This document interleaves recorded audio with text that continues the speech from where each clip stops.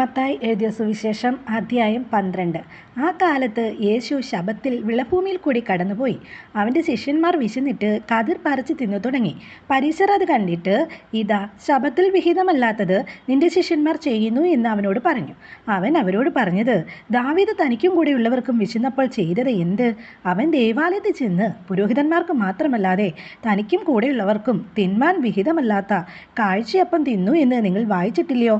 അല്ല, ശബത്തിൽ പുരോഹിതന്മാർ ദൈവാലയത്തിൽ വെച്ച് ശബത്തിനെ ലംഘിക്കുന്നു എങ്കിലും കുറ്റമില്ലാതെ ഇരിക്കുന്നു എന്ന് ന്യായപ്രമാണത്തിൽ വായിച്ചിട്ടില്ലയോ? എന്നാൽ ദൈവാലയത്തെക്കാൾ വലിയവൻ ഇവിടെയുണ്ട് എന്ന് ഞാൻ നിങ്ങളോട് പറയുന്നു. യാഗത്തിലല്ല, കരുണയിലത്രേ ഞാൻ പ്രസാദിക്കുന്നു എന്നുള്ളത് എന്ത് എന്ന് നിങ്ങൾ അറിഞ്ഞിരുന്നു എങ്കിൽ കുറ്റമില്ലാത്തവരെ കുറ്റം വിധിക്കുകയില്ലായിരുന്നു. മനുഷ്യപുത്രനോ ശബത്തിനും കർത്താവാകുന്നു. അവൻ അവിടം വിട്ട് അവരുടെ പള്ളിയിൽ ചെന്നപ്പോൾ കൈ വരണ്ട ഒരു മനുഷ്യനെ കണ്ടു. അവർ അവനിൽ കുറ്റം ചുമത്തേണ്ടതിന് ശബത്തിൽ സൗഖ്യമാക്കുന്നത് വിഹിതമോ എന്ന് അവനോട് ചോദിച്ചു. അവൻ അവരോട്, നിങ്ങളിൽ ഒരുത്തൻ ഒരാടുണ്ടെന്നിരിക്കട്ടെ, അത് ശബത്തിൽ കുഴിയിൽ വീണാൽ അവൻ അതിനെ പിടിച്ച് കയറ്റുകയില്ലയോ? എന്നാൽ മനുഷ്യൻ ആടിനേക്കാൾ എത്ര വിശേഷതയുള്ളവൻ? ആകയാൽ ശബത്തിൽ നന്മ ചെയ്യുന്നത് വിഹിതം തന്നെയെന്ന് പറഞ്ഞു.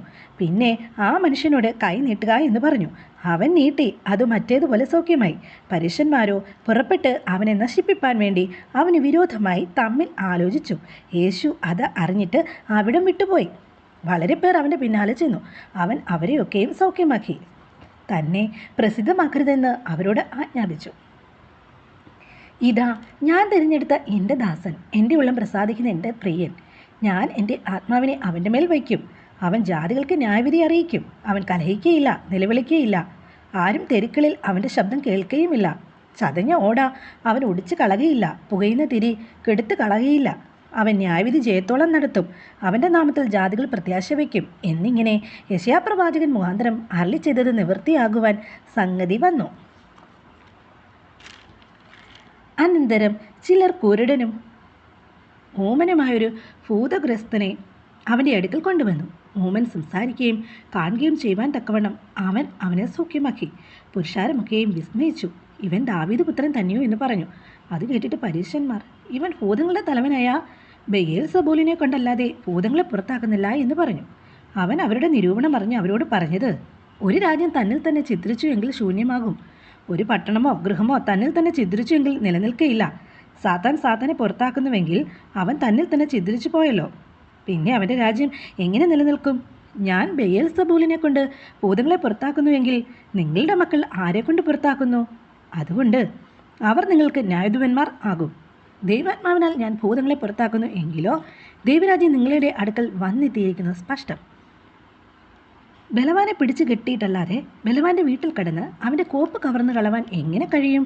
പിടിച്ചു കെട്ടിയാൽ പിന്നെ അവൻ്റെ വീട് കവർച്ച ചെയ്യാം. എനിക്ക് അനുകൂലമല്ലാത്തവൻ എനിക്ക് പ്രതികൂലം ആകുന്നു. എന്നോട് കൂടെ ചേർക്കാത്തവൻ ചിത്രിക്കുന്നു. അതുകൊണ്ട് ഞാൻ നിങ്ങളോട് പറയുന്നത്, സകല പാപവും ദൂഷണവും മനുഷ്യരോട് ക്ഷമിക്കും. ആത്മാവിന് നേരെയുള്ള ദൂഷണമോ ക്ഷമിക്കുകയില്ല. ആരെങ്കിലും മനുഷ്യപുത്രന് നേരെ ഒരു വാക്ക് പറഞ്ഞാൽ അത് അവനോട് ക്ഷമിക്കും. പരിശുദ്ധാത്മാവിന് നേരെ പറഞ്ഞാലോ ഈ ലോകത്തിലും വരുവാനുള്ളതിലും അവനോട് ക്ഷമിക്കുകയില്ല. ഒന്നുകിൽ വൃക്ഷം നല്ലത്, ഫലവും നല്ലത് എന്ന് വയ്പിൻ, അല്ലായകയാൽ വൃക്ഷം ചീത്ത, ഫലവും ചീത്ത എന്ന് വയ്പിൻ. ഫലം കൊണ്ടല്ലോ വൃക്ഷം അറിയുന്നത്. സർപ്പസന്തതികളെ, നിങ്ങൾ ദുഷ്ടരായിരിക്കെ നല്ലത് സംസാരിപ്പാൻ എങ്ങനെ കഴിയും? ഹൃദയം നിറഞ്ഞു കവിയുന്നതിൽ നിന്നല്ലോ വായ സംസാരിക്കുന്നത്. നല്ല മനുഷ്യൻ തൻ്റെ നല്ല നിക്ഷേപത്തിൽ നിന്ന് നല്ലത് പുറപ്പെടുവിക്കുന്നു. ദുഷ്ടമനുഷ്യൻ ദുർനിക്ഷേപത്തിൽ നിന്ന് തീയത് പുറപ്പെടുവിക്കുന്നു. എന്നാൽ മനുഷ്യർ പറയുന്ന ഏത് നിസ്സാര വാക്കിനും ന്യായവിധി ദിവസത്തിൽ കണക്ക് ബോധിപ്പിക്കേണ്ടി വരും എന്ന് ഞാൻ നിങ്ങളോട് പറയുന്നു. നിന്റെ വാക്കുകളാൽ നീതീകരിക്കപ്പെടുകയും നിന്റെ വാക്കുകളാൽ കുറ്റം വിധിക്കപ്പെടുകയും ചെയ്യും.